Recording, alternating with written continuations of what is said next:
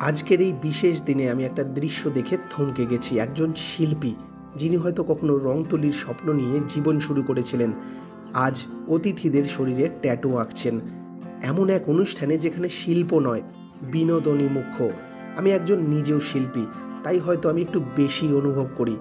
শিল্প আমাদের আত্মা, আমাদের হৃদয়। কিন্তু আজকের দিনে দাঁড়িয়ে মনে হচ্ছে, যদি টাকা পয়সা না থাকে তবে সেই শিল্পের কোনো মূল্য নেই। প্যাশন দিয়ে কি হবে যদি সেই প্যাশন একদিন টিকে থাকার লড়াইয়ে পরিণত হয়? আজকাল মনে হয় সমাজ শুধু সেই শিল্পীকেই চেনে যার পেছনে স্পন্সর আছে, যার পাশে থাকে মার্কেটিং। বাকিদের, তারা রয়ে যায় অনুষ্ঠান সাজানোর জিনিস বা নেম প্লেটের নিচে চাপা পড়ে যাওয়া একটা নাম। আমার এই কথাগুলো অভিযোগ নয়, কষ্ট।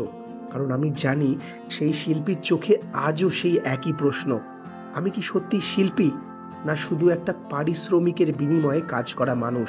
আমি চাই আমরা যেন সেই সময়ে ফিরতে পারি যখন শিল্পীকে সম্মান করা হতো, যখন শিল্পীকে শুধু কাজে নয়, হৃদয়ে স্থান দেওয়া হতো। আমি চাই সেই দিনটা আবার ফিরুক, যেদিন টাকা না থাকলেও কেউ বলবে তোমার শিল্পই তোমার পরিচয়।